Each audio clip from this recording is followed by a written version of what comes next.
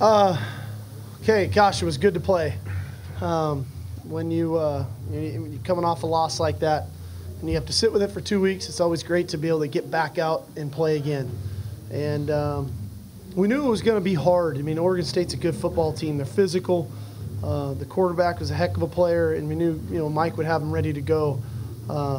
Just so proud of our defense after what they had to hear about for the last 2 weeks, to come out and hold those guys, I think, to 180 yards, and hold him to 123 passing, to do what they did in the run game, the 2 turnovers. Really proud of what they did. Offensively, we just kind of kept hunting and pecking.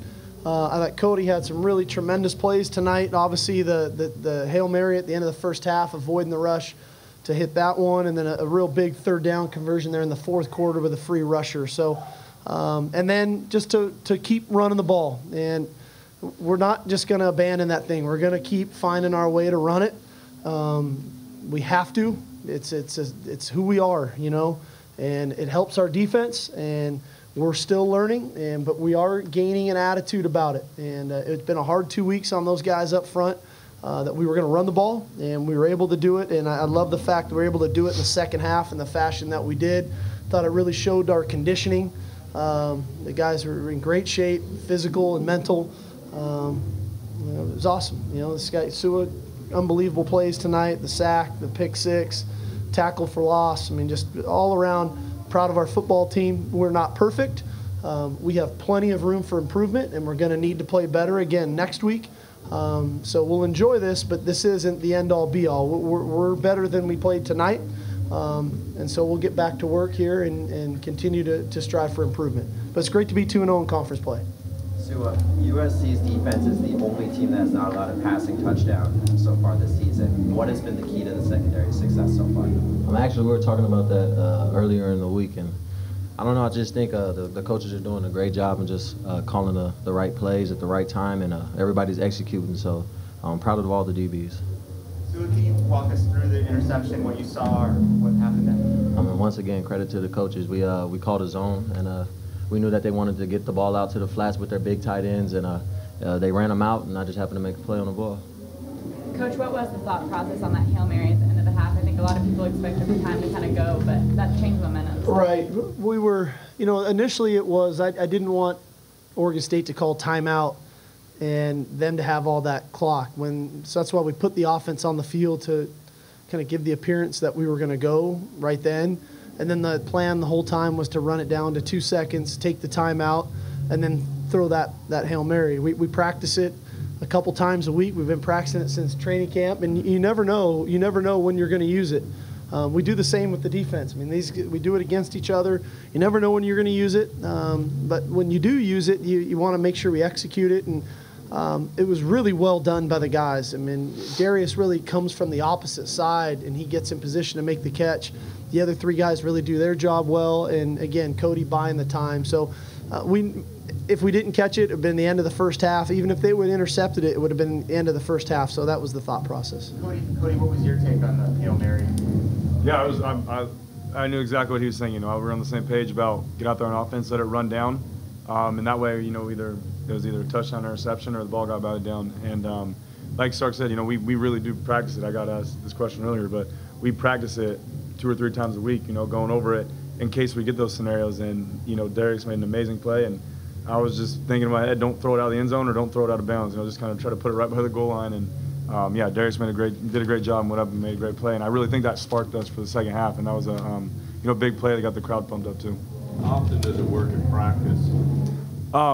In practice, we always against air. Yeah, we better be able to catch it against air. And then when we go against the defense, we actually say who jumps, because I don't want to have that collision in practice. So I'll say offense is jumping, so they know they're catching it, but the defense is in position. Or I'll say defense jumps, and everybody's in position, and the defenders go up and make their play on it. So it's just to make sure we're in the right position. We don't do it competitively. I just don't want to risk the injury there. Yeah. Cody, after going punt in the first quarter, what kind of sparked the offense there in the second as you made that first drive? To be honest, I think Sua. I think Sua's that big play that Sua had. Our defense was doing a great job, and that put a lot of pressure on the offense, saying, we need to pick it up and I think the first couple of drives, we were getting used to what they were going to give us the whole game. You know, we were trying to see what they were going to give us because they played other teams different. And once we figured out what coverage we were going to do a lot of the games or throughout the rest of the game, we really got a rhythm going. Started going. Our run game started clicking, pass game. But yeah, I think, you know, the way the defense played and Sua's pick six really got the crowd into it, got us pumped up, and got the offense energized, and we started to get a rhythm. And that obviously gave you more confidence going into that Hail Mary too. Yeah. And I know that's a few minutes later down the road. But Yeah. if you can continue on the 6 for 9 for 32 yards, you maybe don't have the confidence there. But then at that second quarter. Yeah. I mean, it's the Hail Mary. You know, it's either going to be a catch or a drop or a pick. You know, so my focus was just get the ball in the end zone and give him a chance. But yeah, what you're saying, you know, I think that was really good going into the half when we got that little spark there, and I think we scored 21 in a row, or they might have, besides their kickoff returns. So we did a good job. You know, really getting a rhythm going on offense for the second half. Cody, is Justin thank you yet for recovering his fumble? No, it was I was heads up play. I honestly was about to make a tackle. I thought I was gonna have to make a tackle to save a touchdown, and luckily the kid kind of threw it right to me. But no, I went straight to Justin actually and said, "Hey man, just shake it off. You're having a great game. Don't let that get to your head." And you know, he bounced back and did a great job and scored a touchdown, and you know, kind of iced that game for us. Coach, you did have 124 yards of penalties. What do you have to do to get those cleaned up? Well, obviously, in the secondary, you know, we're getting called for holding, and this has been a couple of games of this now. So we're going to have to revisit, one, technically what we're teaching, and then two, fundamentally how we're executing what we're being taught to do. Because I think that was the bulk of that yardage came off of that. And then, you know, we had the roughing the passer. We had a sequence there on offense that was just odd. I think we had 3 false starts in a row. And sometimes you have weird stuff that happens in football, and it's hard to explain.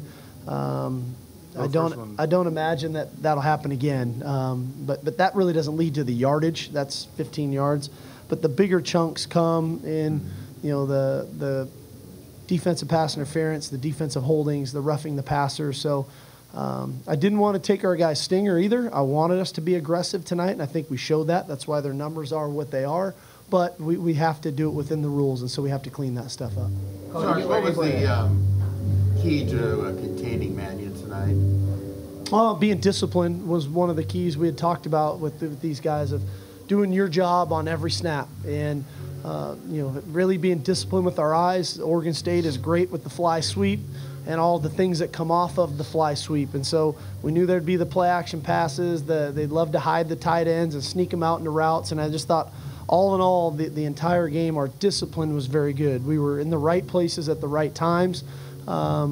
They made a couple great plays. They catch a couple fades there on Kevon, but he rebounded. And again, you know, we might have been a little over aggressive with our hands, but all in all, I think we had bodies on their receivers, and the windows were tight, and we did enough to make them uncomfortable in the pocket.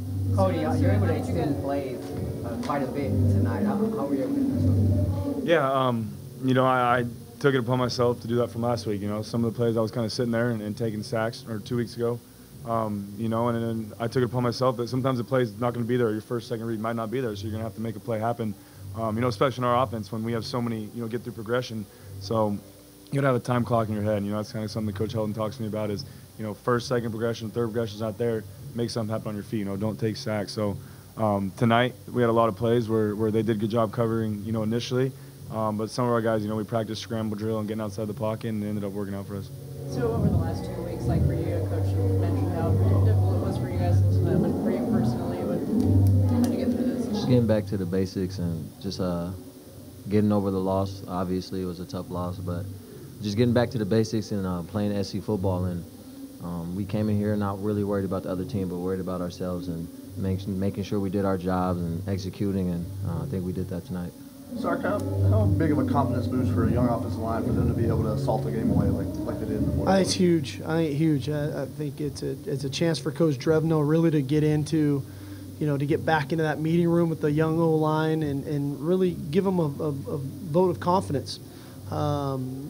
Because, you know, when you're young, you're fighting the fight, you know, and you're trying to find a way, and you're hearing about you can't run it, or can't protect the guy. So I was proud of those guys. They bounced back, and they're getting better. They're improving. I think one of the keys for us in general as a team, which we've talked about, we just got done talking about, is we have to remain hungry. We have to remain in this mindset of a relentless attitude to strive for perfection, to strive to get better, and not be satisfied with this game. We'll take it. We love the fact that we won. We love the fact that we're 2-0. But to speak of the O-line and to speak of everybody, we can be better. And we need to understand that, and we need to come back ready to work tomorrow of where we can improve scheme-wise, how we get guys like him around the ball more, to doing more things to keep him active, to play to his strengths. So as a staff, we're going to continue to tweak and look for things, and we're also going to look to how we can improve each individual player, because we have to raise our level of play as the season goes on, because we've got another great challenge next Saturday night. One more. As a play caller, how big of a priority was it for you to get the ball straight out a little bit? It was awesome. I love the fact, I think 9 different guys caught passes today.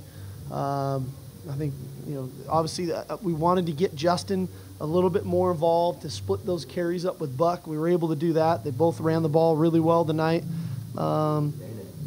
Jane showed up. What a huge third down catch that was over the middle.